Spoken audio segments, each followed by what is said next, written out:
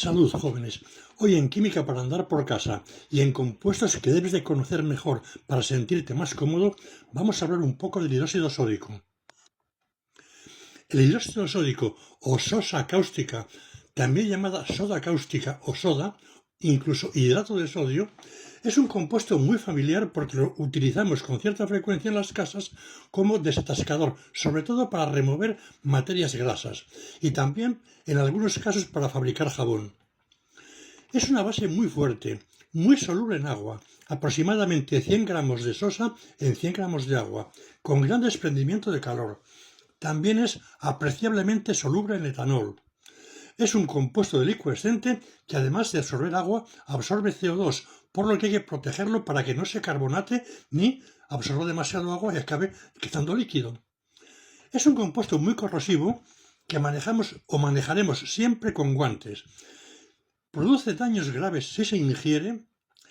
Las salpicaduras, por ejemplo, en el ojo, pues son peligrosísimas y en cualquier parte si se mantiene durante cierto tiempo, porque la sosa pues produce la saponificación de cualquier tipo de aceites que tengamos en la piel o en cualquier sitio. Si ocurre eso, salpicaduras, hay que lavarse inmediatamente con mucho agua y luego, si es posible en la piel, pues colocarse un emplaste de bicarbonato sódico mojado durante un buen rato. El compuesto es muy importante desde el punto de vista químico y en la industria. La producción mundial ronda los 100 millones de toneladas al año. Se comercializa anhidra con un punto de fusión de 308 grados y muy frecuentemente también como monohidrato, siendo bastante fácil de diferenciar. En cuanto a la preparación, hay dos métodos esencialmente, yo diría que a veces tan importante el uno como el otro, pero el más importante quizá es el primero, que es la electrólisis del cloruro sódico en disolución acuosa. En el ánodo, pues el anión cloruro, ¿verdad?, tomará un electrón y generará cloro. Y en el cátodo, pues el catión sodio reaccionará, tomando un electrón bueno. Al haber agua, realmente quien toma el electrón es el protón y lo que se libera es hidrógeno, generándose así sosa. Es muy importante mantener bien separados el compartimento anódico del catódico, porque si no el cloro generado en el ánodo reaccionaría con la sosa, pues dando cloruro hipoclorito. El otro procedimiento también muy importante es el de la caustificación de la sosa Solvay. Llamamos sosa Solvay al carbonato sódico, proceda donde proceda, porque ahora mucha de este carbonato sódico pues procede de la trona, que es el sesicarbonato, en fin, que ya hemos comentado. Bueno, pues esta caustificación significa que la cal apagada reacciona con el carbonato sódico para generar carbonato cálcico y una disolución de hidróxido sódico que puede concentrarse cómodamente y utilizarse o bien concentrado o incluso llegar a obtenerse el hidróxido sódico sólido. Y decía que este proceso es muy importante porque realmente están relacionados el carbonato sódico con el hidróxido sódico. De manera que si por alguna razón nos sobra carbonato sódico y nos falta sosa, acudimos a la caustificación. Y si por alguna razón lo que ocurre es que nos sobra sosa y nos faltaría carbonato sódico, simplemente permitimos que el hidróxido sódico se carbonate. Bueno, permitimos, añadimos CO2 para que se carbonate. En el laboratorio raramente se prepara, porque es muy accesible, pero en algunos casos puede interesar prepararlo. Por ejemplo, cuando uno quiere una sosa deuterada o cuando uno quiere preparar deuterio. Entonces se acude a la reacción más sencilla y clásica que conocemos muy bien por su violencia, ¿verdad?, que es sodio con agua pesada para dar el hidróxido sódico deuterado y deuterio. Esto se hace muy cómodamente en un desecador, colocando por una parte el agua pesada y por otra parte pues el sodio, de manera que permitimos que el vapor de agua sea absorbido por el sodio, reacciona suavemente y desde luego el hidrógeno que se libera saldría, tendríamos una salida para permitirlo, pero que no entre aire con CO2. Usos, bueno, pues usos muchos. Para empezar, neutralización de ácidos, puesto que es una base fuerte, pues casi cualquier ácido reaccionará con ella para dar la sal sódica y agua. Hemos representado el ácido como AH. Aquí se incluyen ácidos también procedentes de chimeneas, por ejemplo, pues sulfídrico, o más bien también SO2. El sulfídrico generaría sulfuro sódico, el SO2 generaría sulfito sódico. Para limpiar cañerías, sobre todo removiendo ácidos, grasas y también algunos óxidos.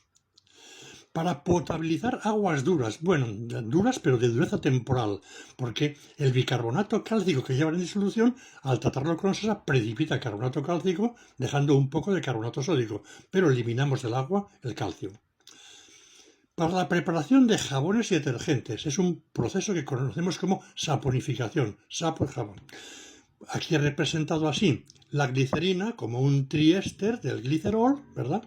Una grasa, lo trataremos con sosa y lo que se genera es el jabón, que es el carboxilato sódico, y la glicerina. Bueno, si he puesto sosa, efectivamente, el jabón potásico, lo mismo con potasa, ¿verdad?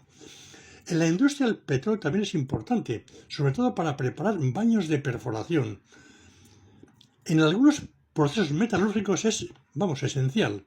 En concreto y en particular cuando uno tiene que tratar las bauxitas. La bauxita, que lleva otros muchos óxidos de hierro, de sílice, etc., y tal, se trata con sosa y se genera así una disolución de aluminato sódico soluble, que se puede separar de otros óxidos insolubles para luego convertirlo en hidróxido de aluminio, el óxido, etcétera, para hacer la electrólisis del óxido disuelto en clorita fundida, ¿verdad?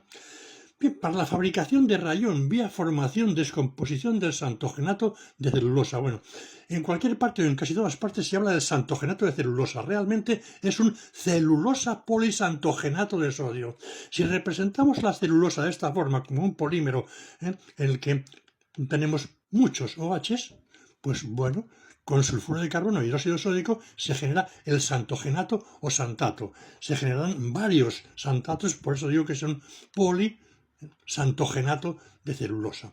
Luego se regenera la celulosa otra vez tratando este santogenato con ácido sulfúrico, de manera que se libera sulfuro de carbono, sulfato sódico y la celulosa regenerada mucho más fina. Es lo que conocemos como rayón o viscosa. Bueno, el celofán realmente se prepara también exactamente de esta manera. Un breve comentario sobre las celdas electrolíticas. Fijaros, aquí he puesto la que yo creo que es más importante, porque las de mercurio ya están pasando la historia como es normal. Bueno, pues aquí tenemos la celda de membrana, separando la membrana el compartimento anódico y el catódico. Entonces, en el ánodo, ¿qué es lo que pasa? Si aquí introducimos cloruro de sodio, disolución de cloruro de sodio, bueno, la electrólisis conduce a que el cloruro se descargue y genere cloro. ¿Y en el cátodo qué sucederá? Pues lo que hemos comentado, que se descarga el sodio, bueno, no el sodio, sino el protón, y se libera hidrógeno y queda el hidróxido de sodio. Fijaros que aquí, en el cátodo, lo que se hace es poner esta rejilla muy próxima a la membrana. ¿Para qué? Pues muy fácil, para que los aniones que atraviesen la membrana no pasen aquí fácilmente, te dan la vuelta. Y lo que se han formado aquí, los hidróxidos, pues no pasen allí. De esta forma se consigue una disolución de hidróxido sódico aproximadamente del 40%, que luego se puede concentrar más, evidentemente.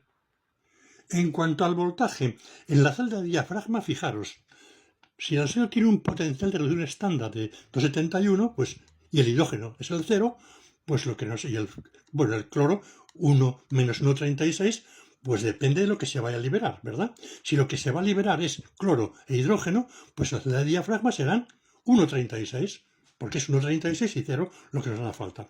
Bueno, en la práctica hace falta un poco más, porque del orden de 2,15 voltios, de ese orden es lo que hace falta, porque estamos utilizando cloruro sódico 3 molar aproximadamente, trabajando en unos 85 grados y el medio es fuertemente básico.